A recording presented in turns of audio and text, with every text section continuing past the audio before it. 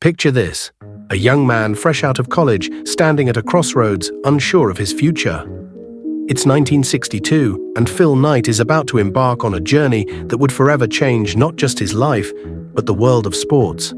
With little more than a wild idea sparked by a college assignment and a burning desire for success, he boards a plane to Japan. Little does he know, this trip would be the first step in creating Nike, the global powerhouse that dominates the world of sportswear today. Back then, there was no Nike, no swoosh, no Just Do It.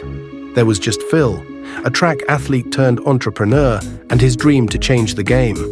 Nike's story began not in a flashy office, but on the running tracks of Oregon, where Phil Knight studied journalism and ran for the University of Oregon under the legendary coach Bill Bowerman.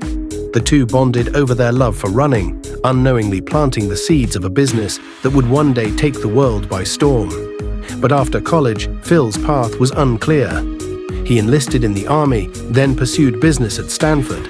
It was there, during a class assignment, that his big idea was born.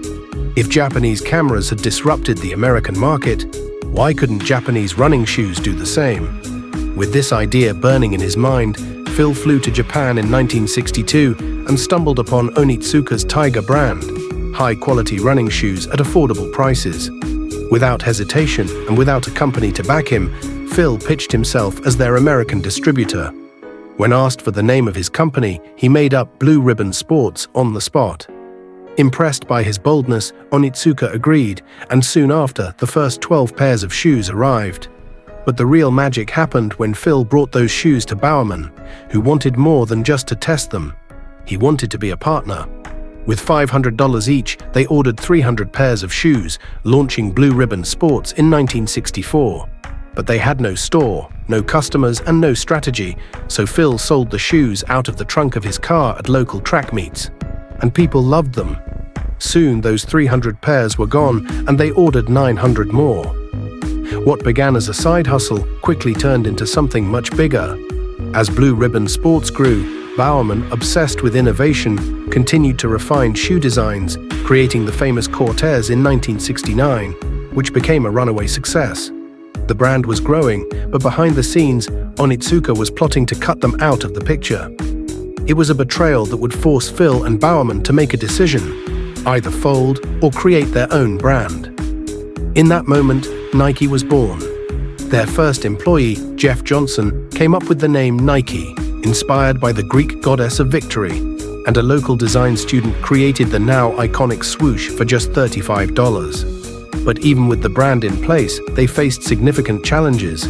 Lawsuits with Onitsuka, cash flow issues, and fierce competition tested their resolve. Yet through it all, Phil refused to quit. Nike wasn't just about shoes anymore, it was about revolutionizing sports. The real breakthrough came when Nike secured a deal with a rising basketball star named Michael Jordan.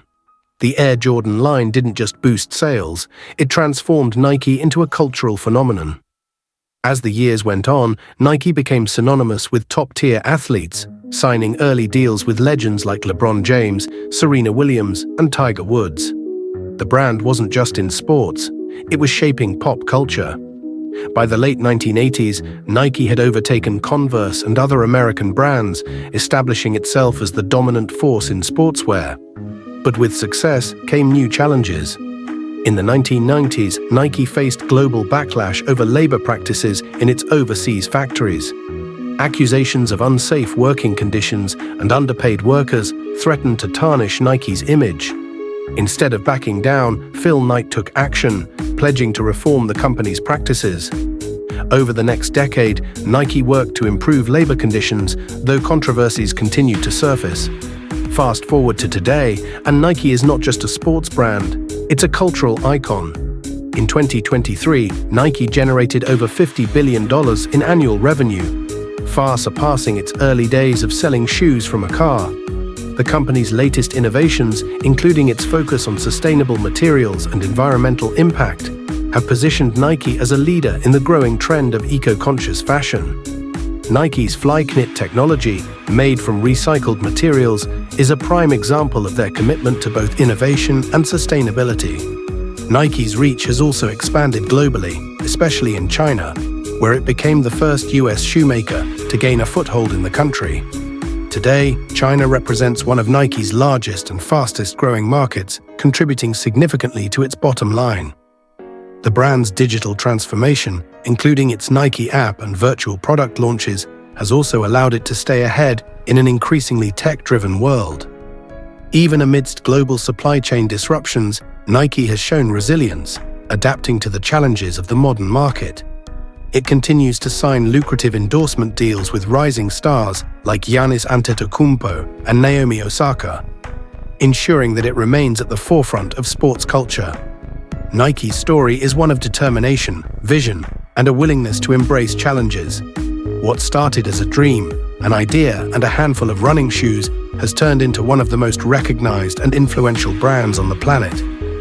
Phil Knight's journey is a reminder that sometimes the biggest successes come from the most unlikely places. And if there's one lesson to take away from the story of Nike, it's this: when faced with the impossible, just do it.